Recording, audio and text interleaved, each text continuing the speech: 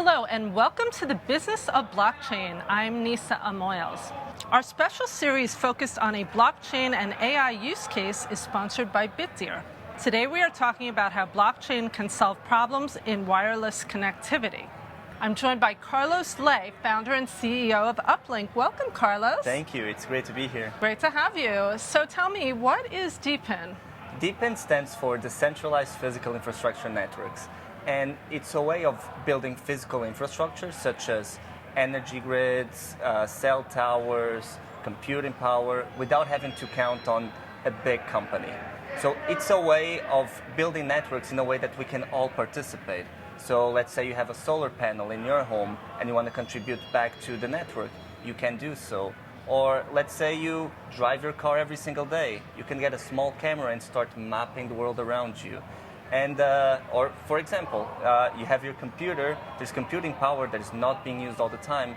You can basically use that and contribute to a larger network, so it can be used, I don't know, by some AI algorithm on the other side of the world. So it's just a way of using all this physical infrastructure that exists around the world today, but making sure that they're all working for the same goal, that is working, that is distributed. Now you're focused on the wireless space, so how does that work with wireless?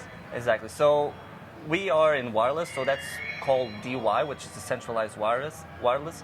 And a comparison that I usually do is, for example, when you have the solar panels in your house and you have excess energy and you give it back to the network, or you sell it back to the network, we do the same but for wireless. So the router you have at home, for example, what we do is we incentivize people to basically share their excess bandwidth back to the network. And on the other side, we basically work with enterprises that need connectivity for their smart systems. Let's say, for example, payment terminals or smart sensors inside your house or something else. So today we're at this really interesting point in time where we have thousands or millions of new devices being connected, consuming a lot more data, but at the same time, the price per data is actually going down. So traditionally, if you're a telco, for example, and you want to keep up with all of this demand, basically invest in more infrastructure and you deploy more infrastructure. The problem is we reached this point where this is no longer sustainable. So the industry is moving to this direction where it's not necessarily about owning the infrastructure, but in a way it's about licensing or renting the infrastructure. And that's where we try to step in. There's not enough infrastructure for that today, so we can basically offload on smaller pieces of infrastructure, like the router you have at home. So we use that excess bandwidth from your router to provide connectivity to businesses. Okay, so this is Uplink, and who can participate? Everyone can participate. So there's multiple ways also to participate. If you have a router at home, at your cafe, at your restaurant, at your store, and you basically want to monetize it, you can. You just add it to the network. It's very simple to do so. And we will use the excess bandwidth that you have to provide connectivity for businesses on the other side. On the other side, if you're a business, if you have a smart system, if you want to connect your things, but you don't want to have to do local deals with multiple different telcos or different operators, then basically you can come to us, and in a way, we build a network for you. You tell us where you need connectivity, and we will incentivize people there to share their connectivity with you. How do you use blockchain? So for us to do this, we really, really need to use blockchain, and we also use AI to make sure that everything is coordinated. So blockchain is what allows us to orchestrate and coordinate all of this. So everything is public. We know how much data a router provided to whoever was consuming it. We can use smart contracts to basically settle this completely automatic.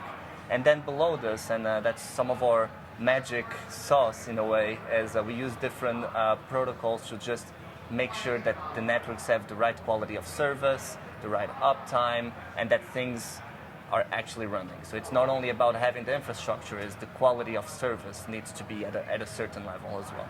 Okay, so what's your vision in the future? Will there be one telco for everybody? My vision for the future is that connectivity will no longer be a problem. Everything, everywhere will be connected. And I truly believe that connectivity is actually a human right. And I believe that we are very close to achieve this vision where it's global. What I think would also happen in the market is there will be one big player that is going to become a network orchestrator in a way, a global network orchestrator in a way that it doesn't matter what's the infrastructure we're talking about below, if we're talking about cell towers or Wi-Fi routers, or if we're using exit points like satellites, for example. And also on the service layer, it doesn't matter, or it's simplified for telcos and MVNOs to do billing and settlements between each other.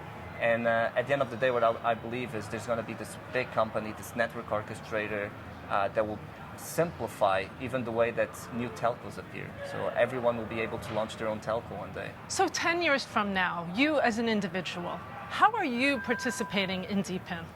Great question. So the way I imagine my life in 10 years when DePIN is everywhere is, for example, I'm driving my car, which has cameras and is mapping the world around me. I'm actually following a map that was mapped by someone who was before me to get to my destination. My destination could be, let's say, a country house that I hope I'll own. And there's solar panels there. They're basically contributing to the network.